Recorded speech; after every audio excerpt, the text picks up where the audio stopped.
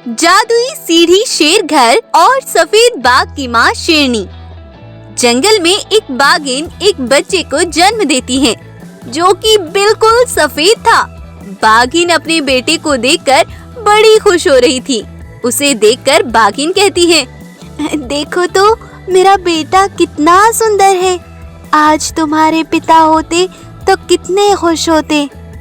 बाघिन अपने बेटे को पाकर बड़ी खुश थी। एक बार बाघिन अपने बेटे को लेकर जंगल में भोजन की तलाश में जा रही थी। चलते चलते बाघिन बहुत दूर चली गई, लेकिन थोड़ी देर बाद ही आंधी तूफान आ गया। तब बाघिन का बेटा अपनी माँ से कहता है, माँ, ये इतनी तेज हवा चल रही है, मुझे तो डर लग रहा है। माँ चलो जल्दी, चलो माँ जल्दी घर चलते हैं। तब बाघिन अपने बेटे से, नहीं बेटा, तुम डरो नहीं, अभी कुछ देर में तूफान कम हो जाएगा, तब हम घर जाएंगे।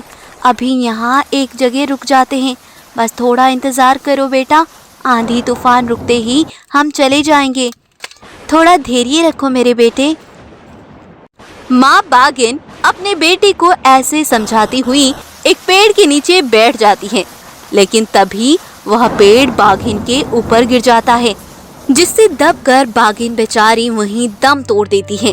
माँ बाघिन को ऐसे पेड़ के नीचे दबा देख बेटा उस पेड़ को हटाने की बड़ी कोशिश करता है और रोता हुआ कहता है, माँ उठो माँ, ये क्या हो गया माँ, तुम्हें कुछ नहीं होगा माँ, उठो ना माँ।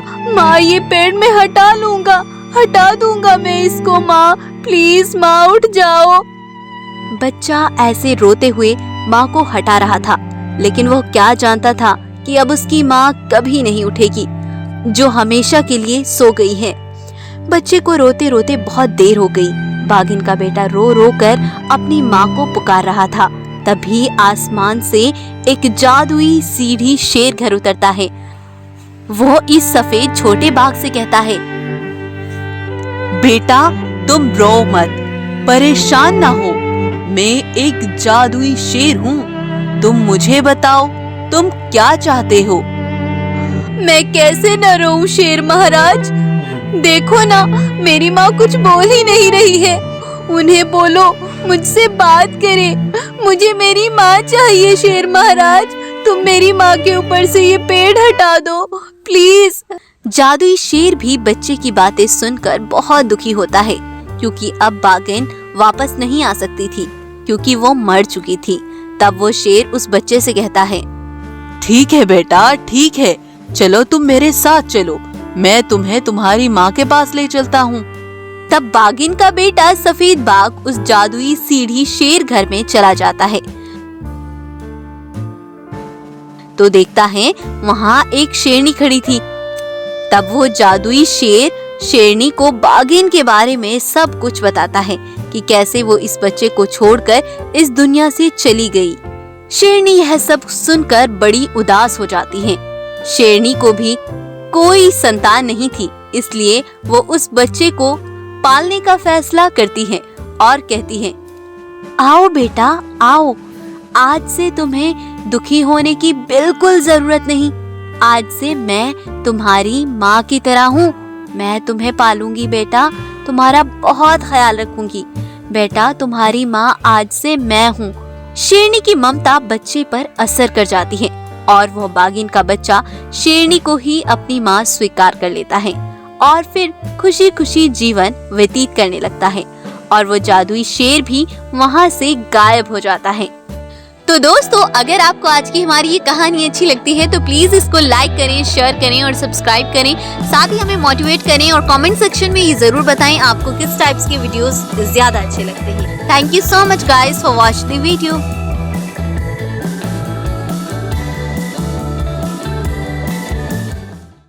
सफेद शेर की खाल में चालाक भालू।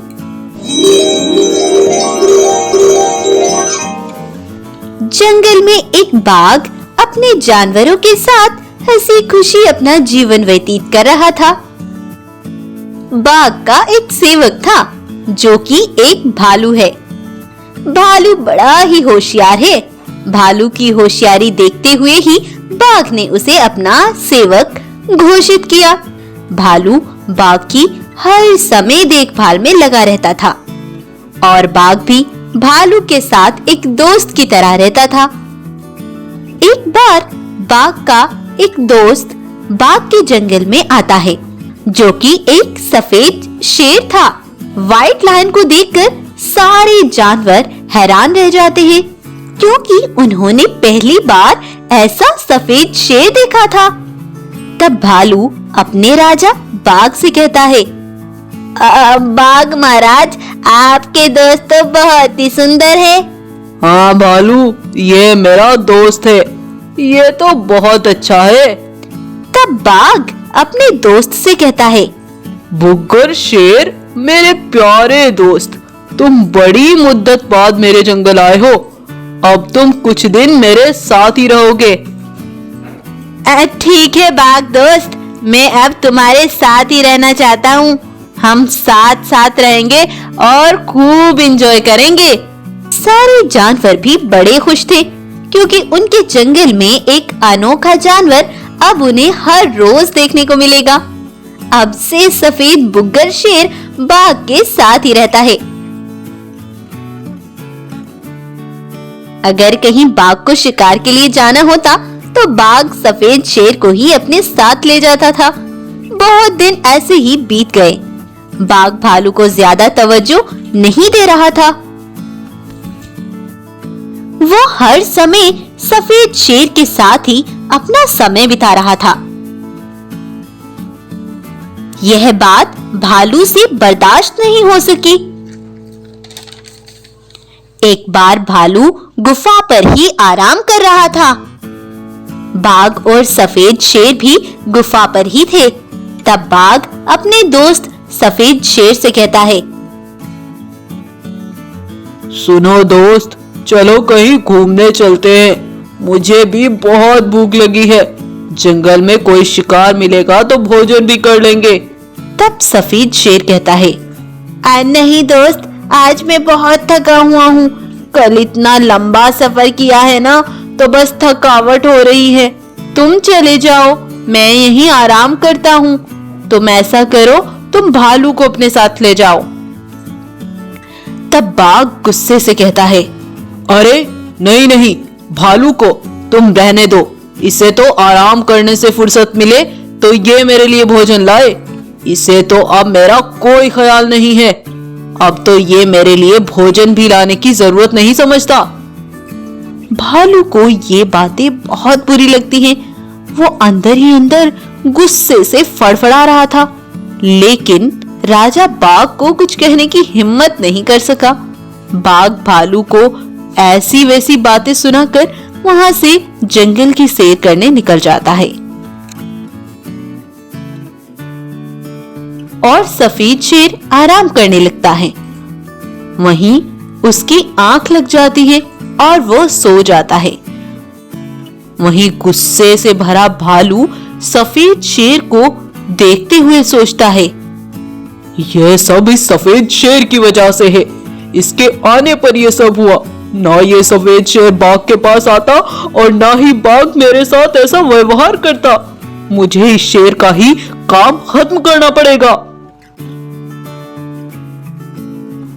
इतना सोचकर भालू उस सोते हुए सफेद शेर को जगा देता है और कहता है, ये लो सफेद शेर, मैं तुम्हारे लिए भोजन लेकर आया हूँ। सफेद शेर मजे से उस भोजन को खाने लगता है, लेकिन जैसे ही वो उस भोजन को खाता है वो खत्म हो जाता है, क्योंकि भालू ने उस भोजन में जहर की दवाई मिला दी थी।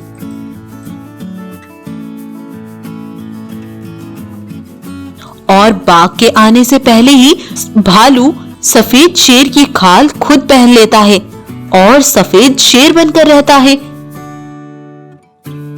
थोड़ी देर बाद बाघ भी वापस आ जाता है।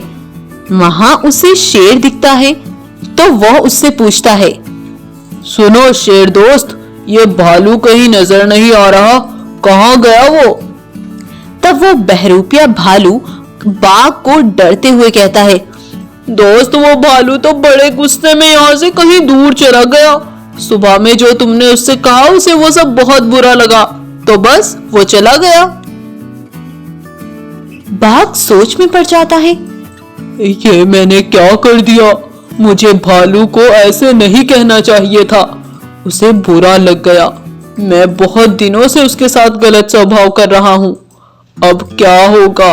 भालू वापस कैसे आएगा?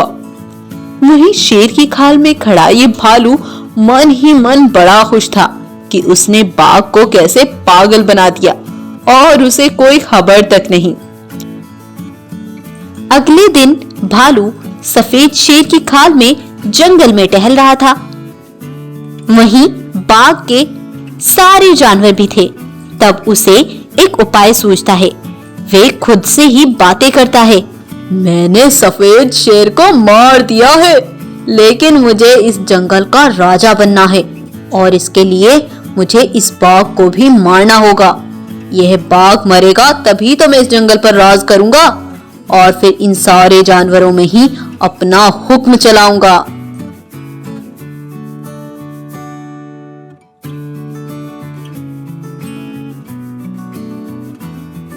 इतना बोलकर वह भालू बाघ के पास जाने के लिए गुफा की ओर चल देता है। उधर बाघ अपनी गुफा पर ही था, तभी आसमान से जादुई सोने का घर उतरता है और उस घर में से एक शेर निकलता है और वो बाघ को कहता है, आज मैं तुम्हें एक राज की बात बताने आया हूँ। क्या राज की बात? कैसा राज? बताओ शेर महाराज। तब वो जादुई शेर बाघ को उस भालू की सारी करतूत बता देता है, जो उसने शेर के साथ किया।